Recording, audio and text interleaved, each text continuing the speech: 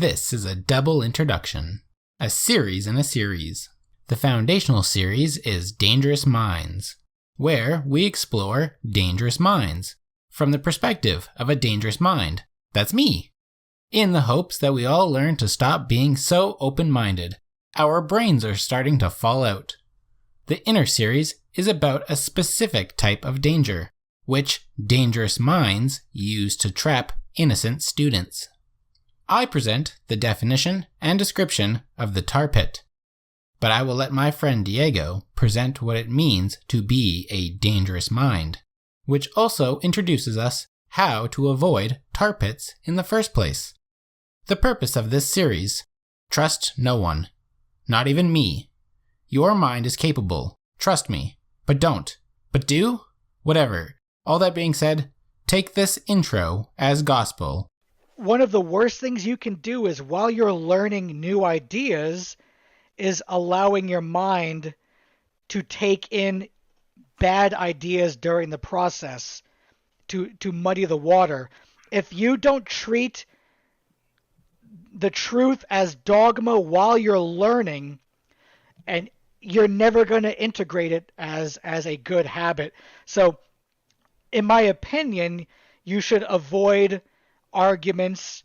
You should avoid people in your life that may provide value in some way, but psychologically, subconsciously, they're going to still kind of keep on filling your mind with questions. The way, as Puya said it, no, you push them aside while you're learning, and then you have to integrate the truths and the dogma over time. It's one of those things. If you're learning to clean your mind of this junk, you should avoid really other people, period. At the start, I treat people like a doctor or a philosopher. As a philosopher king, I can't be skeptical. Existence University. Hold on, let me say something about you, Existence University. F*** off. You're a detriment to people trying to better themselves. And you're a disgrace. Gosh darn it, that old Diego, quick to judge, made instant assumptions. I think listening to him is harmful. You should stop, really. Existence University says, I don't believe any of that. Oh, you don't? Okay. That's fine. Well. I don't want your messages in my chat. All right, we're getting to Destiny here. Here we go. And he's done the 30 years of research to figure this out. He didn't just rationalize this out of his hole. So no, you are a danger to anyone trying to learn objectivism.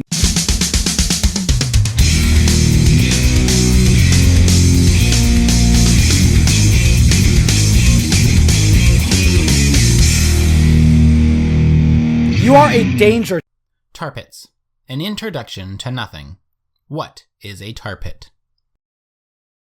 In philosophy and science, there is a lot of information to parse through, and the task is made difficult by the fact that not only is there about 20,000 years of history in the topic, but also that we only started to write that information down 5,000 years ago on materials that didn't last to the present day.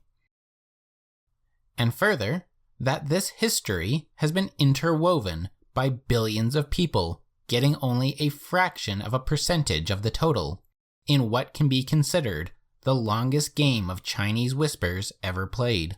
And worst of all, it is not considered to be anything like Chinese whispers, and that we are supposed to just take whatever a person with the title of philosopher or scientist says as true. The amount of atheists, for example, that cry, "But Kant said," disregarding the fact that everything Kant said was in order to invent a god and denounce reason. "But Hume said we cannot have reason," disregarding the fact Hume said that so he could renounce reality and have only faith in everything.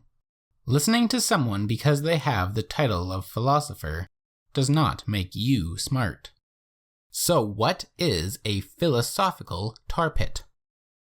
A philosophical Tarpit, or a Tarpit idea, is a concept or set of ideas that initially appears attractive, simple, and seemingly innovative, but ultimately proves to be a major drain on resources and time. The best way to think about a tar pit is to think about the idea of steel manning and straw manning a position. Imagine a farmer standing in a cornfield. He represents a real-life philosophical worldview, his. And we don't know if that worldview is right or wrong. But we have some judgment abilities, based on his ability to scare off the crows, which represent his haters, and the ability to grow his crops, which represent his ideas.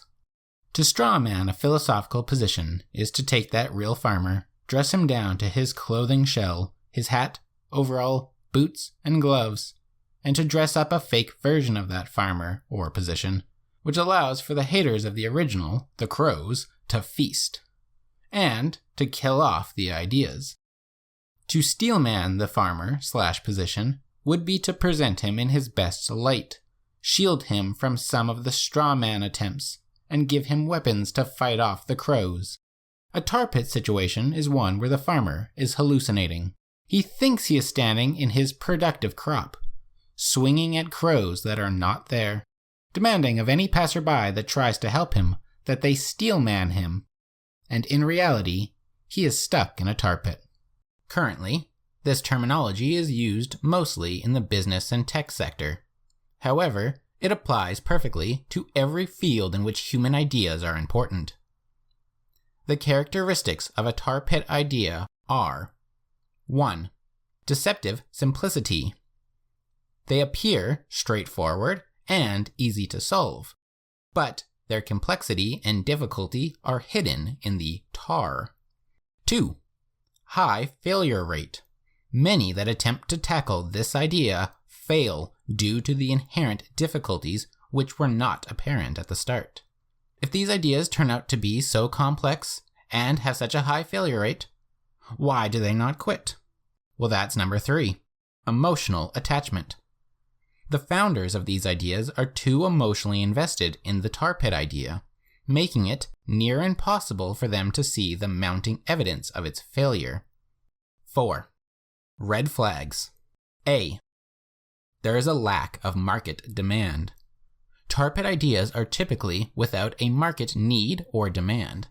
In terms of businesses, the idea might have some merit, but no audience. For example, flying cars. Most people are not going to invest in giving their neighbors the ability to fly around the neighborhood. In philosophy and science tar pits, the ideas are typically just substitutes for ideas that already exist and already make sense. For example, in the scientific tar pits, there are tar pits such as the Earth is flat, or that Einstein was wrong, then attempts to reinvent the same basic model, but in their terms. Most people see this attempt for what it is, and no one is looking to invest into scientific and philosophical ideas that hope to compete against the functional system. B. Overly ambitious scope.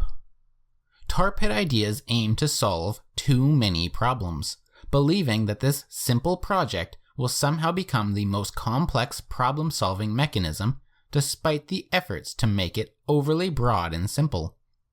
C. A clear lack of value proposition. You are never quite clear what the value you are getting or going to get from the final project, and the propositions offered are too broad to mean much. Lastly, number 5, attractive to many. Tar pit ideas might not have much market need or demand, but the view that this is an easy problem that brings glory as you will succeed where most failed is an attractive one to the founders of tar pits. In some cases, I call them tar pit puddles, such that you have the original tar pit, and surrounding them, supporting the concept, are the founders of all the original plus tar pits. The fear of missing out is a driver of these tar pit puddles. One of the simplest examples of a scientific-like tar pit would be something like reinventing the wheel, such that it outperforms the current wheel, and solves problems the other wheel couldn't solve. The expression to reinvent the wheel is an old one, and is expressing the issue with tar pit ideas in a sense. and so that example is silly to us. But you could easily imagine a crazy dude that plans on doing just that. And you know it's more of an emotional quest than it is an honest scientific one. Let us get a good sense of what a philosophical, scientific Tarpit looks like in the real world. I plan on doing many of these videos, and will likely, one day, do a video on a Tarpit of yours, and the people will be mad because of the emotional attachment, and might miss the elements that make it such that it is a Tarpit. So, we are going to practice learning about Tarpits. It will address a Tarpit that most people are probably not yet aware of, and which has not yet taken hold in the mainstream, nor yet even really mocked in the debunk circles. To do this, I will stick to what essentially amounts to a peer review of a peer of mine. Inductica's Tarpit. Let us begin with a brief introduction into the channel hosting today's Tarpit. I have known, spoken to, and generally was quite friendly towards the owner and operator of this channel, and all that time he innocently seemed to misunderstand physics and the nature of space-time, where he always seems to cut the concept in half and respond, space and time cannot bend. Because of this, I started my series on the history of relativity. When you watch this series, you can see that I invoke the works of the philosopher Ayn Rand, which to 99.99% of the planet is the most random thing they have ever experienced. But she was important, because, as much as that video was for everyone, that video was more importantly to me for objectivists that follow David Harriman's take on modern physics. Harriman, in fact, is the original Tarpit. James at Inductica is just one of the puddles. But the puddle makes videos, and so it makes for an easier YouTube video for all viewers. Objectivists seem to have an issue with general relativity and quantum mechanics, because Harriman convinced them general relativity and quantum mechanics were not based on inductive principles, which build up from the axiomatic concepts. Hence that video series pauses mid-history, mid-science, to list a set of principles which are leading us to general relativity. I made this video to solve a misconception problem in my inner circle of objectivist thinkers and philosophers. However, most objectivists have a problem with me telling them when they are wrong, and I have been muted or banned from most of their channels. So I am just happy that Keith Lockridge joined the Ayn Rand Institute, so all of the independently minded individuals that religiously follow ARI have a reason to believe the science of physics now. That is a win in my book. So, I created the History of Relativity series as a kind of gift to Inductica. The first video was published on the 30th of June, 2023. The next one was on the 11th of November of 2023. And got to special relativity on the 23rd of May, 2024. General relativity was being worked on, and would drop on the 19th of July, 2024. My completed work, however, although it had no actual impact on the production of the video, was cut short on the 8th of June, 2024, when Inductica must have decided that he didn't like my gift, and would attempt to Tarpit the conversation instead. The term that I thought I coined, but turns out business moguls coined it 2 years earlier, Tarpit idea, seemed as if it would be appropriate terminology here, as it came from attempting to address Inductica's video, which I am going to present shortly. For I was already 3/4 complete explaining everything he would need to understand the concepts. And yet, when you try and answer a question that he asks, there is no real answer, because it's not a real question, which I thought was sticky like tar. The big question, as he himself labels in the description, if light is not a wave of air, then what is waving? If you stop right here, this is a good question. Perfect classroom question. assuming the student asking knows nothing about the history of physics and modern-day physics.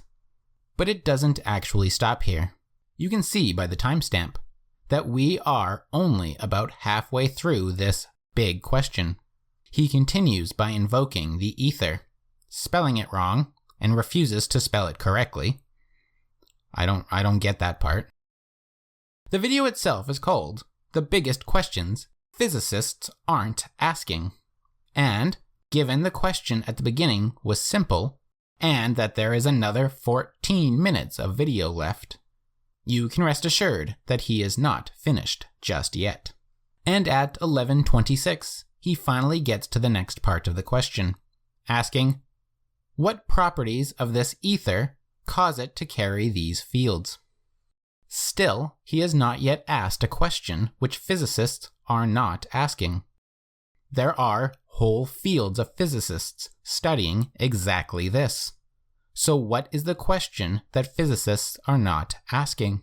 At some point in the video, he wants us to note this experiment, the Michelson-Morley ether drag interferometer experiment, does not explain how waves can exist where nothing is waving. He states this as if it were meaningful, but every physicist would agree that an experiment designed to test if ether drag exists and finding a null result does not explain how light itself travels. And nobody was expecting it to. Those scientists would not get confused about that either. They would simply show you Maxwell and Hertz, and how radio waves and light waves move through the electromagnetic field. So the whole video itself says nothing. It does not even ask the question it states physicists are not asking in the title. So we can presume he is also not asking that question, as we still don't know what it is that is not being asked. Presumably, though, the implied question that physicists are not asking is, quote, what is the ether, end quote, which is in fact the one question that has driven all of physics since the dawn of physics. Hang tight for that video of mine coming soon, titled, It's All About the Ether. So the Tarpit here starts by saying that if you use the words fields, spacetime, vacuum, or nothing, then you cannot ask what these concepts are made from or what properties they have. But if you use the word ether, presumably you also have to spell it like it is a hydrocarbon ether in order to ask questions about it. By all formal standards between two honest parties, everything I wrote and stated to you, the audience, before showing you the video in context, would be considered muddying the water. But when one party is either dishonest or completely ignorant of the truth and has constructed a tar pit idea, an honest presenter cannot really muddy the water. It's all tar. And by allowing the tar pit to present itself first, it traps those in the FOMO and nonsense and promises. And for all future videos, it can be possible to present the tar pit first, given that the audience now understands what a tar pit looks like from a safe distance. That being said, let us watch the video, pausing when needed to post up the characteristics of a tar pit when they show up in the video and talk about them. The key to the next revolution in physics has been hiding in plain sight for over a century. Let's find out what that key is here on Inductica. The hook of the video, being a hook, captured all of the red flags. But I did not label them as such, for you would have to be as familiar with the host and his background as I am. Imagine a glass jar with a bell in it. To everyone else in the world, those 3 seconds meant nothing. To me, when I first heard them, I screamed. In my mind, before clicking on the video, I had already made these ether videos for him. And when I saw his thumbnail, I was already running around my house like I was Kai Cenat.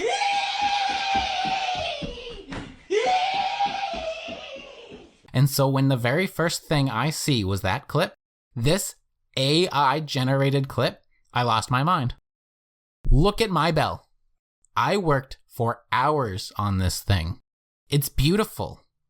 Do you have any idea how long it takes to make a PowerPoint animate as beautifully as this? In fact, you know what? I'm offering tutoring. Who wants to learn how to make beautiful PowerPoint animations?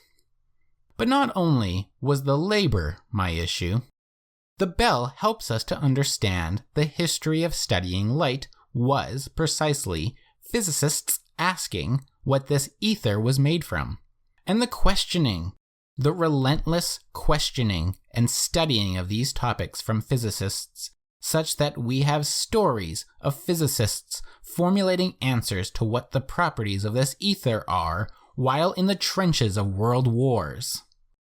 This moment was key to showing that the story of light requires understanding, quote unquote, what is waving. And now here we are, after I already explained it, does he come and use the same experiment with AI imagery to suggest the complete opposite of the truth.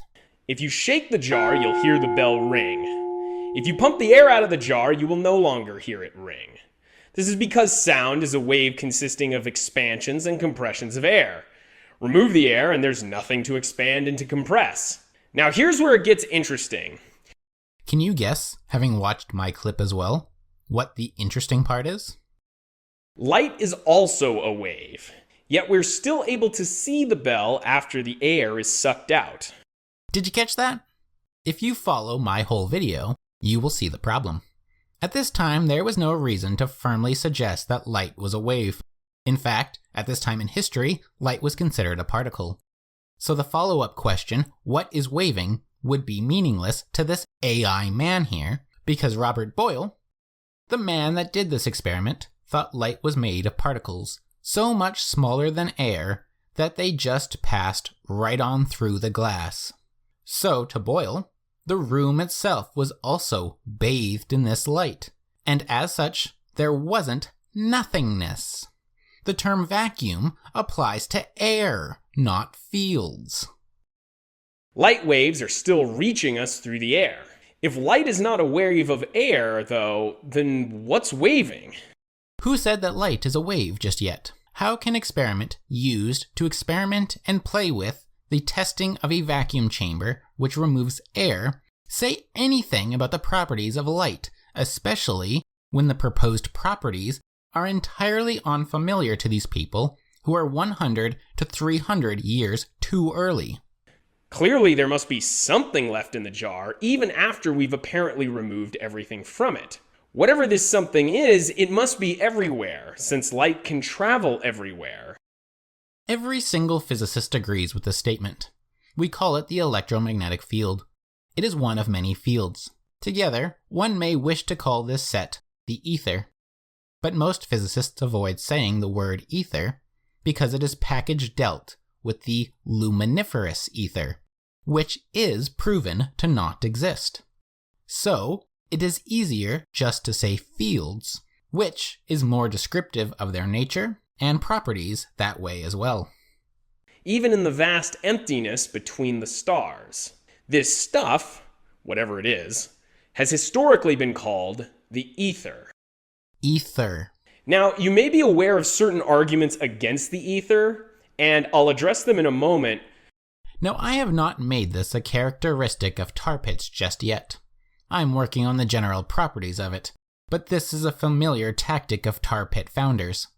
The paraphrased line, "I essentially know why I am wrong, and that you are going to call me on it, and I will get to explaining myself later. However, before we see exactly why I am wrong, walk with me across this black substance for a few minutes. Then we will see about your objections." But for now, let me show you just how important this really is. To do that, I'm going to give you a brief survey of all of the physical phenomena that we're aware of so far.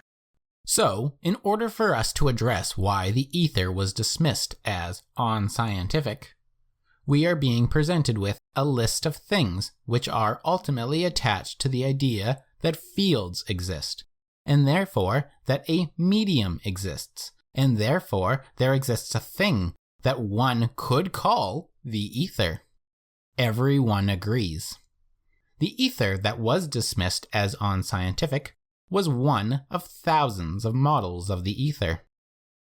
And having ruled out that one specific ether, Einstein stated that his spacetime was just another such ether. But, given that the nature of the ether is such that there is a fundamental connection between the three spatial dimensions and the one time dimension, that it makes sense that the ether be better described by a new concept that removes the old baggage and states what it is: spacetime.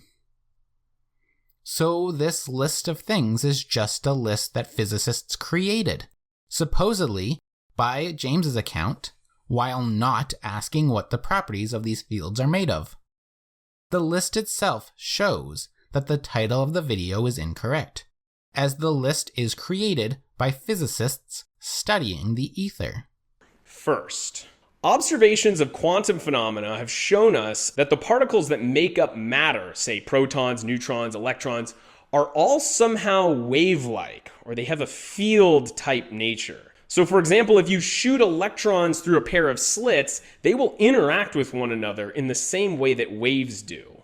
Number two, the strong, weak, and electromagnetic interactions, certain forces between matter, are also mediated by particles. That last statement was not true. First of all, interactions between matter, which is carrying the force, are called bosons, which are only particles if you want to pretend that.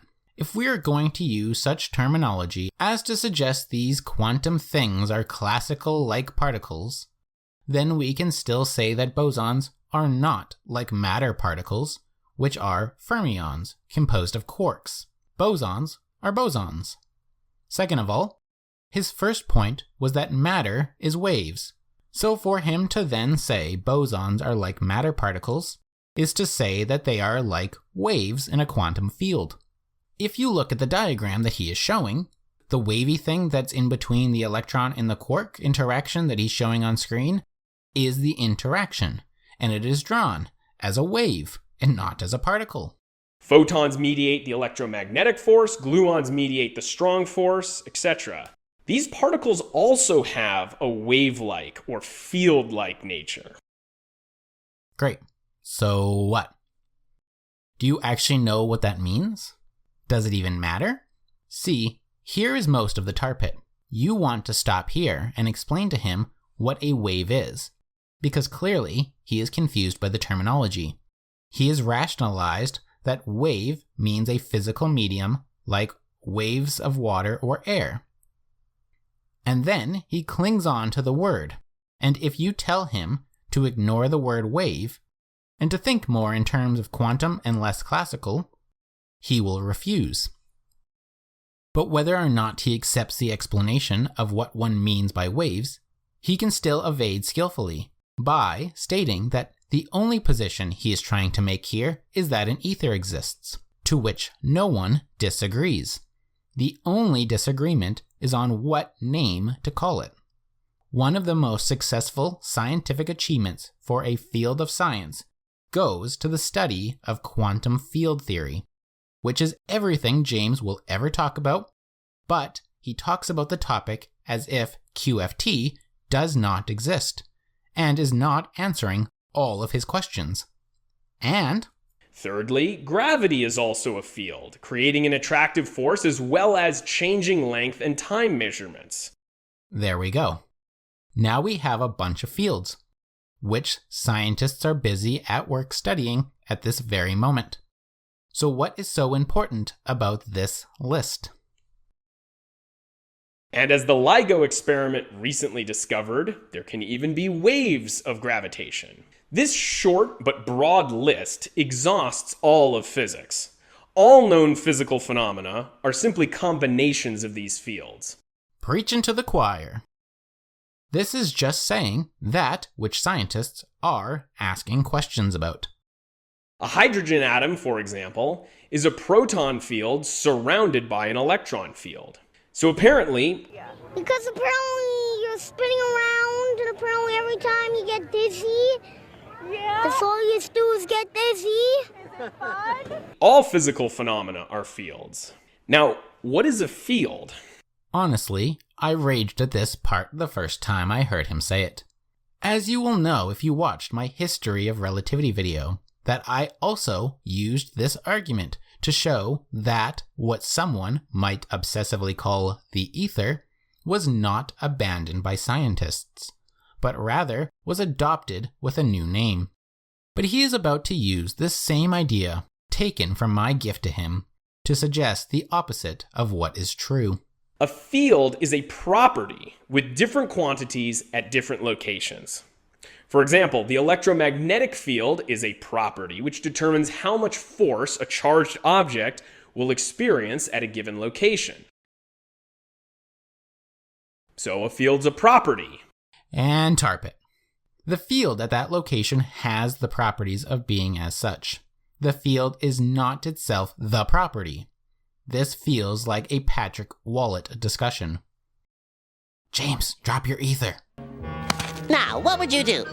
I do believe these fields are your ether. Doesn't look familiar to me. What? But you just described it as such. Here. Nope, it's not mine. It is yours. I am trying to be a nice person and help you. Return what to who? Does the ether have this identity? Yep. And this is the identity of the ether? Yep. I found this identity in the field theory. And if that's the case, then this field is the ether. That makes sense to me. Then take it. Fields are properties and cannot be the ether. Oh, you dimwit! Take back your wallet or I'll rip your arms off! Wrong. Now, think of it this way. A property must be a property of something. Yeah, James, the particles are properties of the fields. The fields are the ether. Nothing doesn't have properties, so there must be something, some medium that exists everywhere. And 1 minute ago, you said that physicists call those things fields. That's the argument for the ether. The existence of fields requires a medium. The existence of fields implies that it is the medium.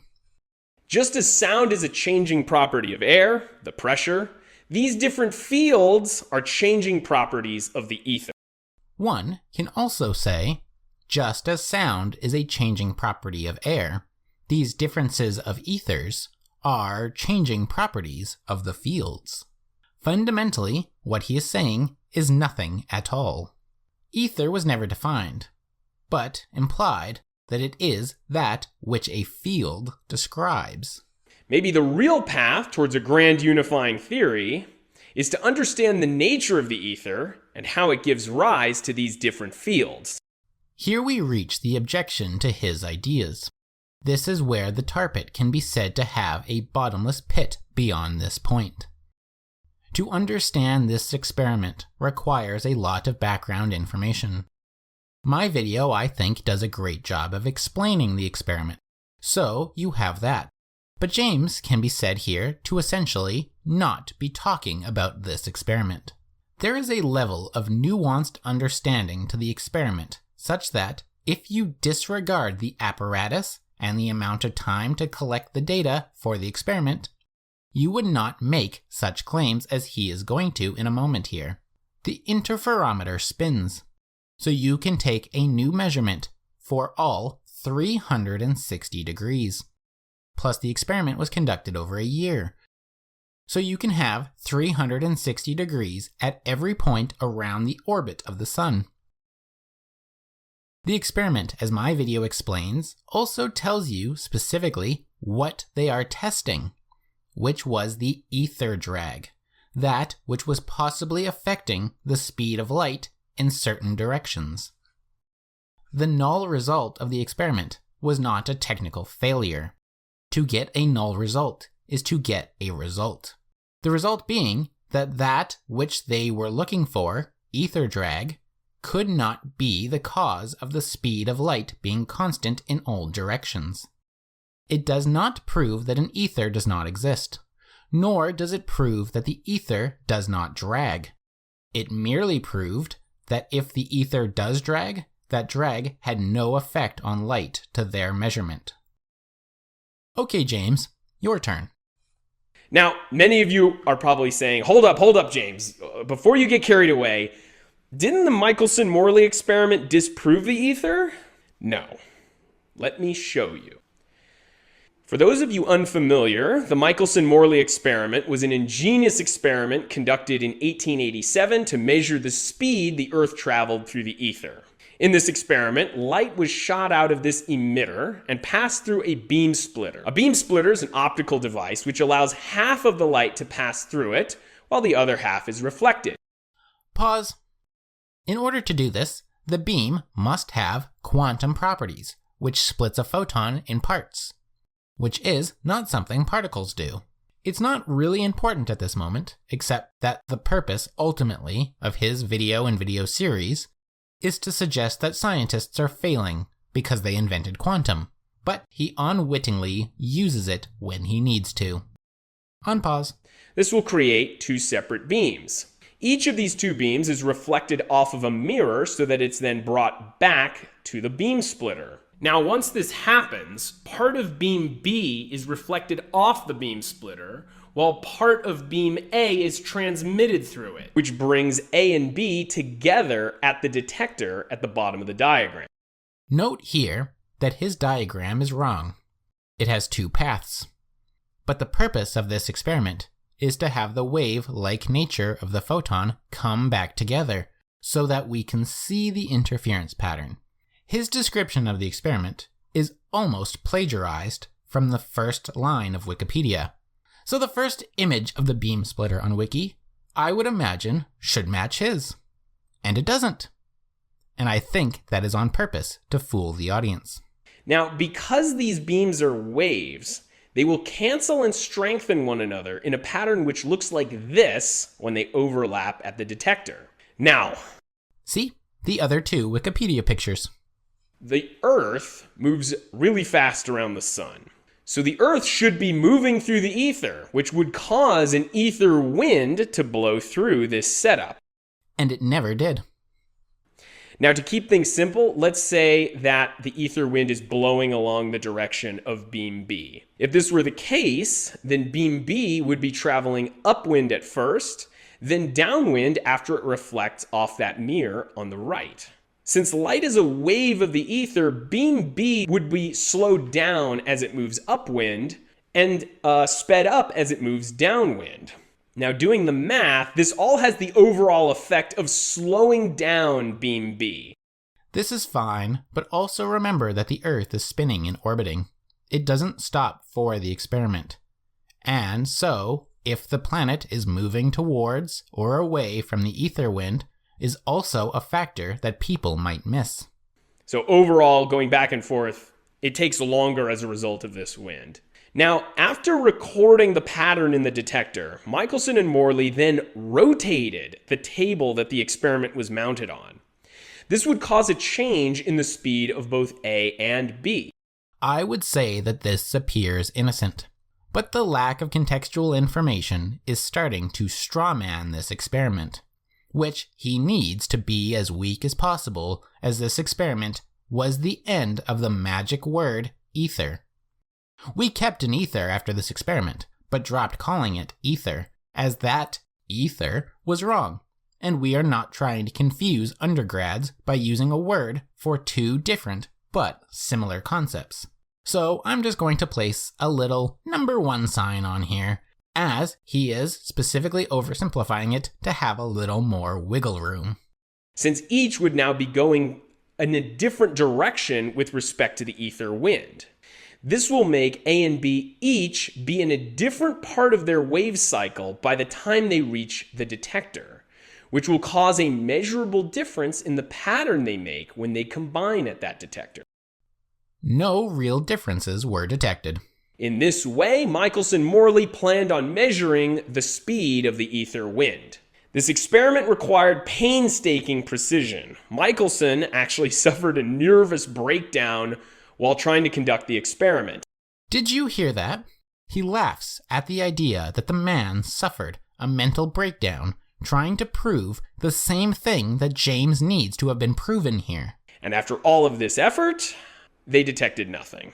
Michelson and Morley tried a number of tricks, but they couldn't get this apparatus to detect motion through the ether. Modern physicists have taken this as proof that there is no ether.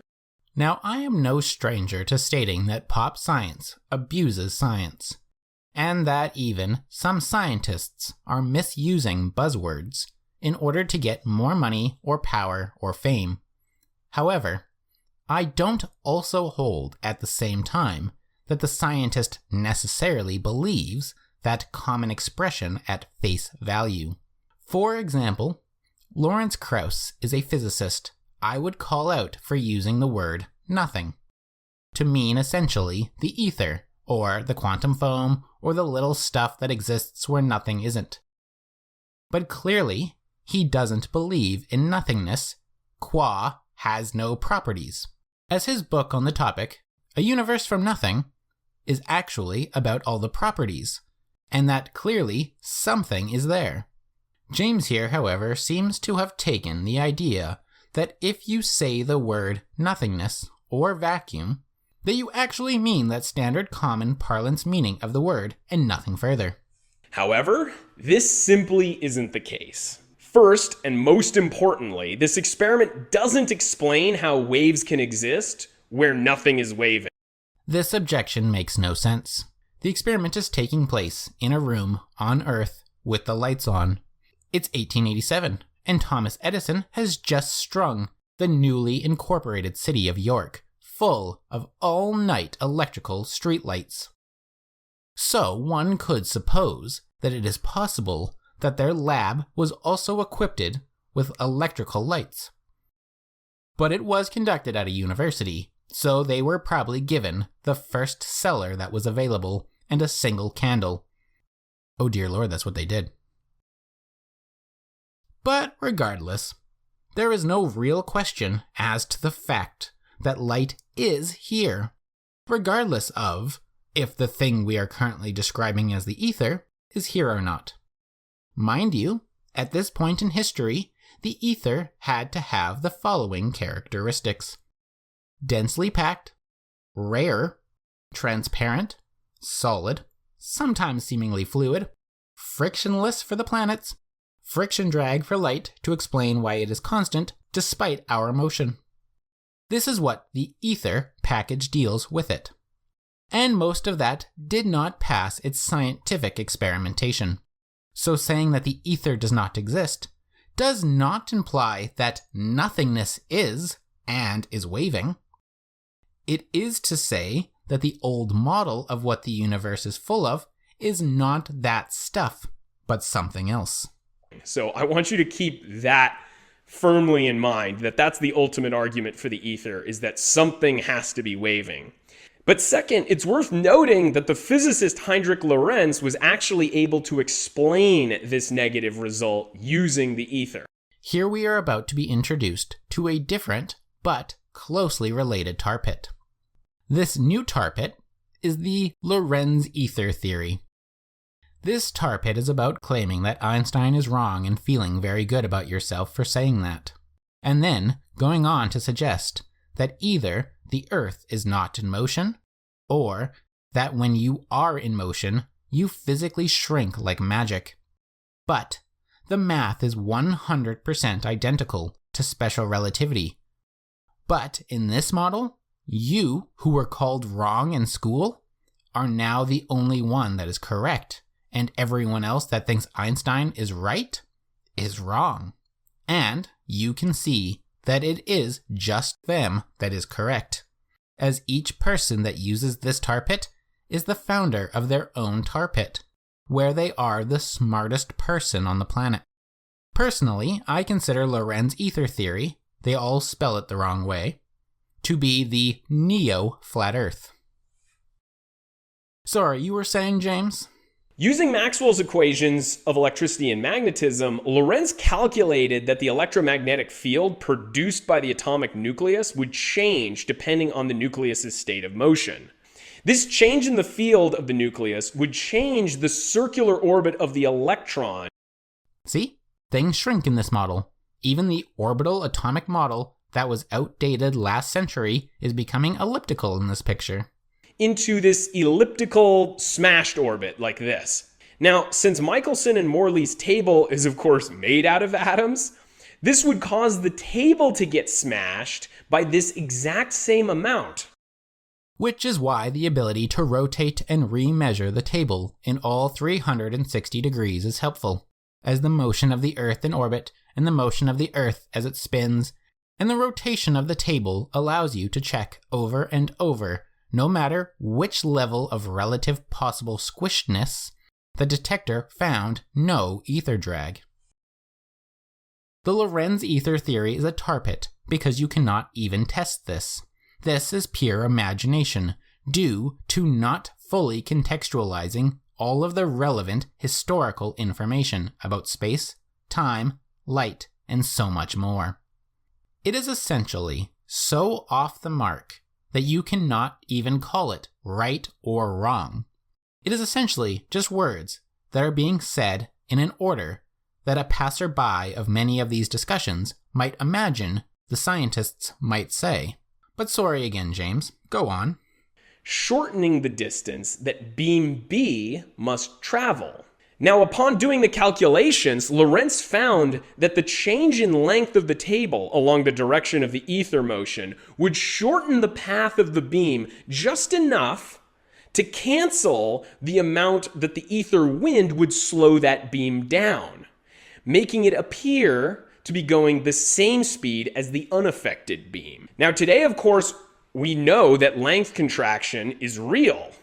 Contrary to the normal narrative that Michelson-Morley disproves the ether, Lorentz actually discovered length contraction before Einstein by using the ether to explain the Michelson-Morley experiment. Here again I find myself surrounded by a sticky tar pit. There are so many, well, that's kinda true but not really, corrections to be made that by the time you're done a video, he will have insulted Feynman. Ah, damn it!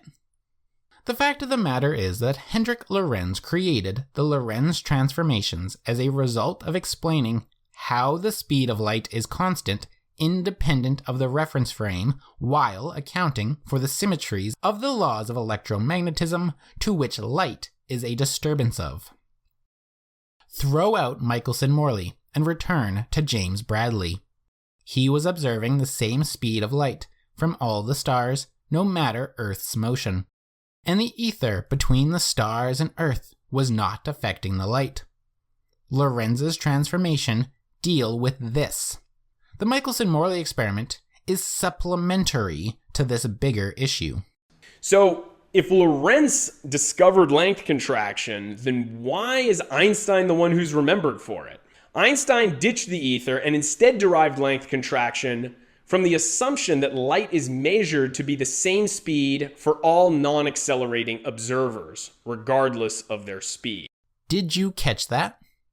So, Lorentz creates a math expression which accounts for the constant speed of light for all observers, which satisfies the electromagnetic laws. Einstein takes them as the facts they are, as Lorentz showed them to be. But now it is Einstein who has assumed the constant speed of light. This apparent assumption of Einstein's is built into the framework of Lorentz's work because it is a fact. For your Game Boy to work in the car, the electrical components have to travel at relativistic speeds, including the light of your screen coming at you at the speed of light. But if the car is moving, do you add the speed of light to the speed of the car? No. If you see that Game Boy screen from the street, what was its speed when it reached you? The speed of light. So it reaches the person playing the game in the moving car and the person on the street not moving at the same speed. This is just a fact. It is not an assumption. This assumption line is a neo-flat earther meme. The way this assumption is usually explained is that if you take two observers, one stationary, another on board a spaceship traveling at half the speed of light, and the moving observer shines a flashlight, then that moving observer will measure the light as running away from him at c, the speed of light. Now, common sense would then tell you that the stationary observer would observe the light moving at 1.5 times the speed of light. But Einstein's assumption states, again, not an assumption. Light moves at a constant speed in all directions to all observers. Giggling to yourself does not make you right. That the stationary observer will also observe the speed of light to be going at the same speed as the moving observer, that is, c. Again, why are you laughing? It's a genuine laugh, too. So, he really doesn't seem to think this is true. Now, the way Einstein explains length contraction is by saying that this strange way that light is measured by different observers to be going the same speeds then requires those different observers to also measure different lengths. That's Einstein's way of explaining it, with this assumption that the speed of light is always measured the same speed by different observers. Honestly, if that gave you any FOMO for his project, see my History of Relativity video first to get the proper historical account of how this worked and played out. But that's all that needs to be said here, really. Sticky Tarpit. So both Einstein and Lorentz's theories are consistent with experiments. But Einstein's theory was accepted on the basis that it made fewer assumptions. Instead of positing that length contraction and duration dilation are caused by a difference in motion through an ether that we can't even measure the speed of, all of the interesting effects of what is now known as special relativity could simply be deduced from these two postulates of Einstein's: that the laws of physics are the same for all non-accelerating observers, and that all of these observers measure the same speed of light. So Einstein is the easy way out, I believe, is the implication here. So the ether was never disproven. Physicists simply preferred Einstein's explanation, that these effects were the result of the speed of light being measured as the same for all observers. In fact, as I quoted from Einstein himself, the space-time is the new ether, and everyone agrees. But again, we disagree about the name. But let's remember, the ether is not just a hypothesis. Its existence is already proven by the existence of fields. Yes, we all agree, and physicists are busy asking those questions. Remember, fields are a property at a particular location, and these properties can't be properties of nothing. Now, because they realize this on some level, modern physicists actually attribute these fields to something they call the quantum vacuum, but... I mean, your definition of fields is the ether, and you don't actually say or believe any of the things I accuse you of saying or believing, but my word is different. Isn't that right, James? We gotta remember, the word vacuum means nothing, and it's not nothing. It's something. It has properties. Now, this isn't just a matter of semantics. Yes, it is. He is being a rationalist. The words don't match the way he defined them, so we are big dumb and he is big smart. So long as we say that these fields are properties of the vacuum, properties of nothing, then we can't ask what that nothing is. Nothing isn't something we can ask about. We actually can, because some of us are capable of holding a meaning for multiple concepts with the same word. I don't like that the dictionary defines literally to mean both literal and figurative. However, I am also no stranger to literally abusing the hell out of that word, okay? So you will find me on parts of the internet claiming that literally cannot be thought of as meaning figurative, because that is bad for grammar, and that means that it's bad for thinking. And then they will tell me that I'm a loser, and I will literally blow up. Alternatively, if we decide to call it an ether, if we decide to name it as something, now we can ask, what properties of this something, of this ether, cause it to carry these fields? Hear that, scientists? The question you weren't asking was, what are the properties of the ether? You were asking, what are the properties of the quantum foam, vacuum, space-time, nothingness? So now, problem solved. We did it! We did it, Joe! We can finally solve quantum gravity because the word ether was saved. We can make hypotheses about how the ether might tie these different fields together, might tie all of physical phenomena together. Here are a few hypotheses. You don't need a hypothesis. We have a thing called quantum field theory, which explains how all of the quantum fields interact. And we have general relativity for the bending of light around black hole stuff. And we have Penrose's objective reduction to connect them. Look, James, objective reduction. You like those words. Give it a look. That you might be able to make right off the bat. Creation and annihilation interactions of quantum particles show us that quantum fields are such that when they combine, they can create other quantum fields. So, for example, an electron and positron can be combined to create a photon. Conversely, photons of high energy can often change into an electron-positron pair in certain circumstances. This tells us, think about what this means for the ether. If all of these things are an ether waving. He's talking about this as if those diagrams are his. Those are Feynman diagrams, the man he insults in his very next Tarpit video, being used to aid his hypothesis that the ether suggests field interactions. The very thing he is using to argue is wrong, so his version can be right. Tarpit. Then this tells us that the ether can wave in different ways. It can wave in an electron way, a positron way, a photon way. And some of these manners of waving can give rise to other manners of waving. Well, yeah, we already know that. Take a QFT class, please. So perhaps these different conversions among these different waves will teach us something about the underlying properties of the medium which carries them. What properties might the medium have if it's able to wave in these different ways, and if some of these ways can give rise to other ways of waving? Just literally repeating himself. Let's turn our attention to gravity, which is the odd man out among the physical phenomena. Gravity, of course, bends the path of both light and matter. This statement is true for reality and for us that believe that. But James loves to say that space is not a thing that can bend. So, admitting to this fact of reality actually harms his own argument a lot. But the Tarpit is too messy to incorporate this argument at a later time when he argues that it is not possible. So, he ignores. Now think about this. If light and matter are just waves in the ether, then perhaps gravitation is a bending, not of some abstract space-time, but of a very physical ether.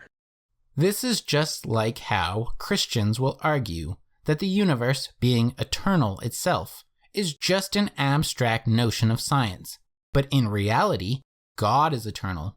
Can you test either theory? Nope. James just declared that spacetime is pure abstraction of nothing. And in reality, the ether would be exactly like the spacetime, but he doesn't call that pure abstraction. So there you go. If gravity is a bending of the ether itself, it would explain why it causes the path of ether waves, light and matter, to change their path.